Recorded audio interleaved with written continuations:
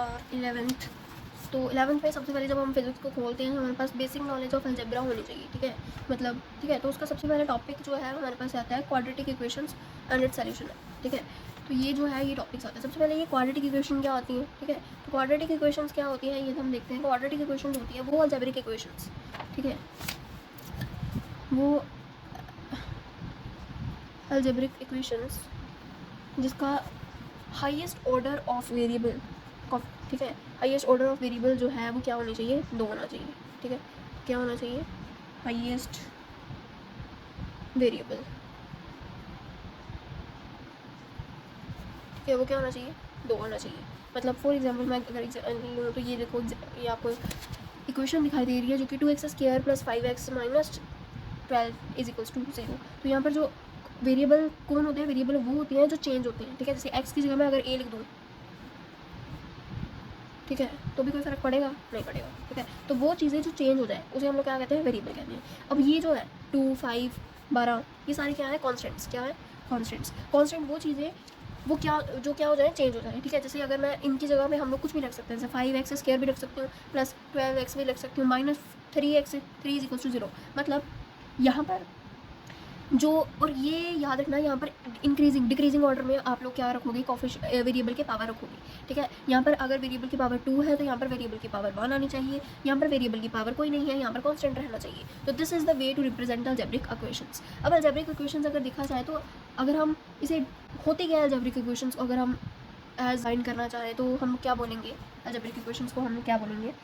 तो algebraic equations एक mathematically representation होती है या ब्रांच होती है, ठीक है, ब्रांच होती है। अलजेब्रिक इक्वेशंस, चलो अलजेब्रिक इक्वेशन तो बड़ी दूर की बात है। सबसे पहले हम लोग जानते हैं कि भाई ये अलजेब्रा क्या होता है ना। इक्वेशंस के बारे में बताना चाहिए तुम लोग को, इक्वेशंस क्या होती है, ठीक है। तो अगर अलजेब्रा की बात करी जाए तो अलजेब्रा होता है कि एक तरह का मैथमेटिकल ब्रांच है, ठीक है। क्या है, मैथमेटिकल ब्रांच है जिसमें हम लोग को पता चलता है कि जिसमें हम लोग क्या करते हैं कि लेटर्स, जैसे आप लोग देख रहे हो ये क्या है, लेटर्स है, ये क्या है,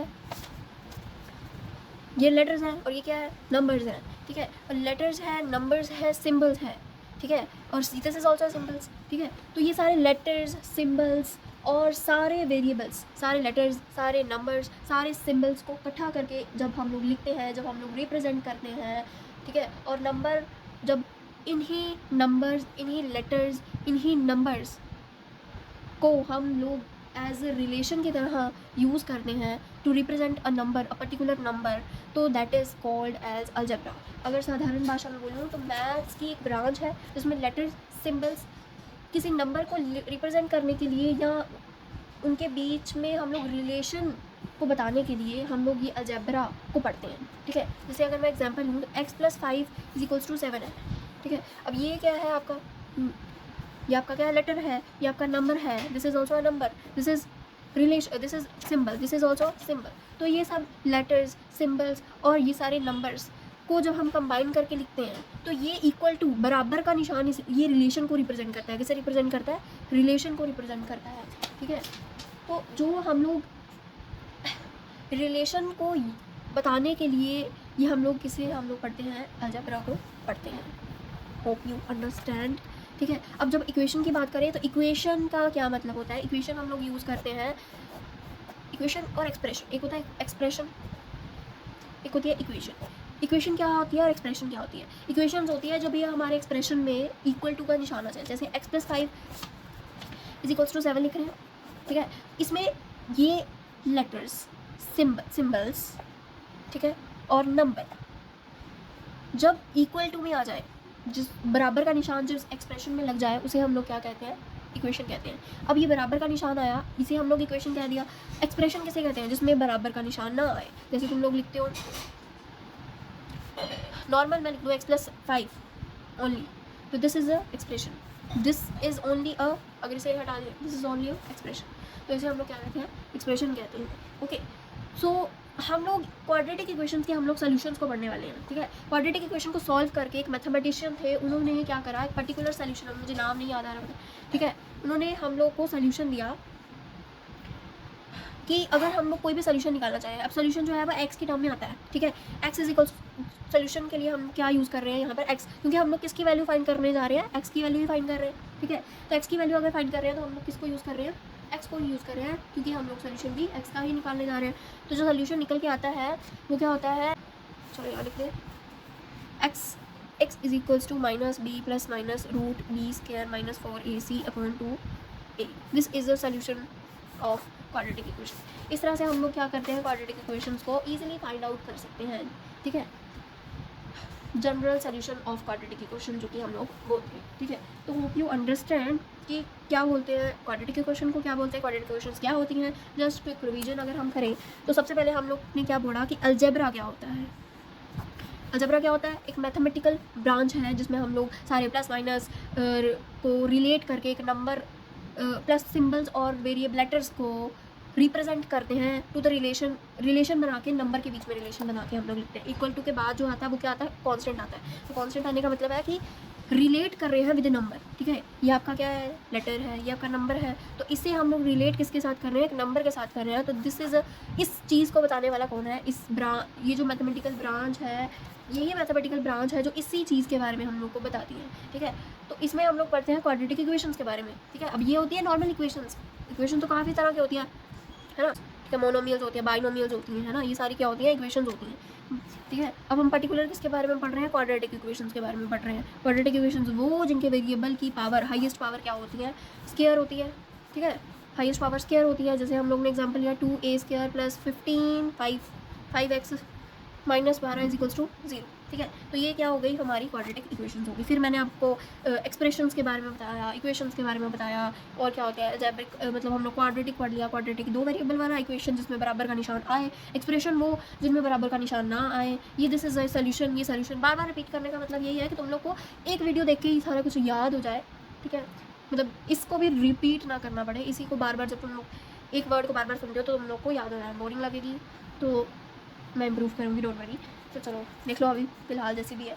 तो लेट्स ओके, हम लोग सोल्यूशन को इसको यूज़ करके हम लोग एक क्वाड्रेटिक इक्वेशन का सोल्यूशन को फाइंड करने की कोशिश करते हैं, ठीक है। जैसे प्रॉब्लम हम लोग को दी हुई है, तुम्हारी बुक में ही है, ठीक है। तो ये है 2x square plus 5x minus 12 is equals to 0, ठीक है। इसे हम लोग क्या करने सॉल्व करेंगे, ठीक है।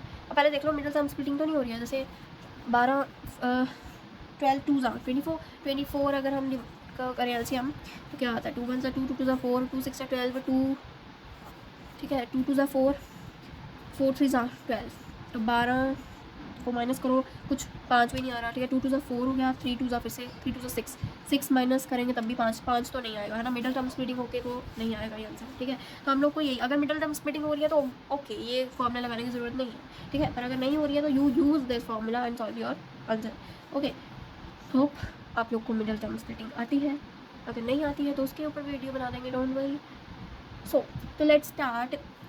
अब हमारे पास पता है, हम लोग को फॉर्मूला याद हो गया एकदम, है ना। Minus b plus minus root b square minus 4ac upon 2a, यही होता है फॉर्मूला, ठीक है। बिल्कुल आसान फॉर्मूला और एकदम नॉर्मली ये याद होता है, ठीक है। हो जाता है, मतलब बार बार सवाल करोगे तो उन लोगों को हो जाएगा। चलो माइनस बी की बात करो तो देखो ये होता है a, this is b, this is c। हम लोग सवाल को इसी तरह सॉल्व करते हैं कि जो हाईएस्ट पावर वाला कॉफिशेंट है उसे हम लोग a, उससे कम वाला वेरिएबल की कॉफिशेंट नेक्स्ट b, उसके बाद कांस्टेंट को एज ए सी देते हैं, और वो किसके बराबर है, 0 के बराबर। अच्छा, तो ये समझ आ गया, a क्या है, b क्या है, c क्या है। हाईएस्ट कॉफिशेंट a, अगला कॉफिशेंट मतलब लो उससे कम वाला coefficient b, constant c। Put करो और सॉल्व करो।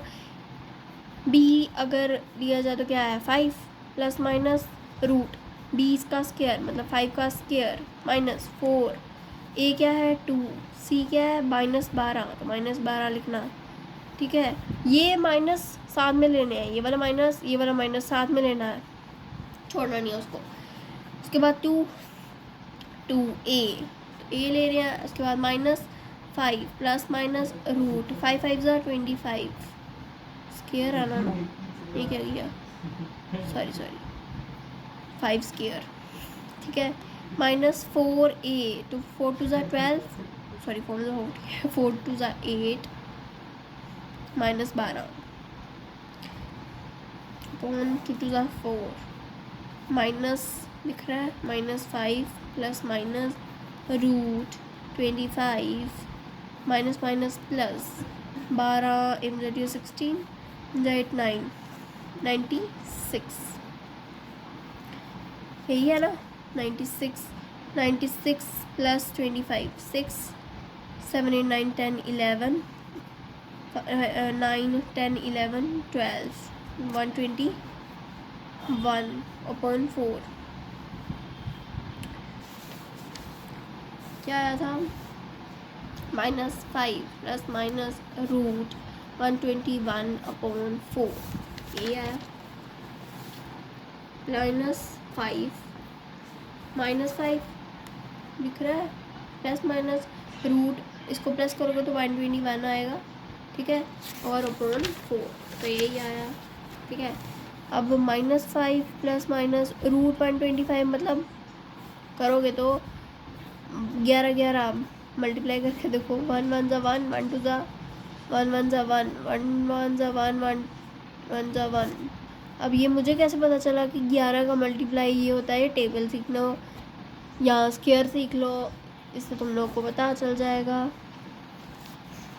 ठीक है। तो यहाँ पर आ गया -5 plus 11 upon 4 -5 minus 11 upon 4 minus plus minus तो कितना आएगा 11 6 पॉइंट 4 माइनस माइनस कितना हो जाएगा प्लस 12 11 5 15 16 2 टू ज़ा 4 2 8 ज़ा 16 2 4 ज़ा 8 कितना आ गया 4 और माइनस का साइन साथ में मतलब आंसर आया 2 3 ज़ा 6 3 अपॉन 2 कॉमा -4 ठीक है। तो आंसर चेक कर लो -3 upon 2 and -4 that is your answer.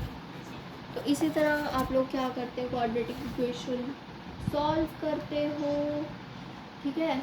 इसी तरह आप लोग क्वाड्रेटिक इक्वेशन सॉल्व करते हो। Hope you understand this concept quadratic equations क्या होती है उसका सॉल्यूशंस क्या ये ऑलरेडी निकाला हुआ है। तुम लोग कहाँ मगजमारी करके निकालोगे उन्होंने इजी करके तुम लोग को दे ही दिया हो तो एक्सेप्ट कर लो इजी ठीक है।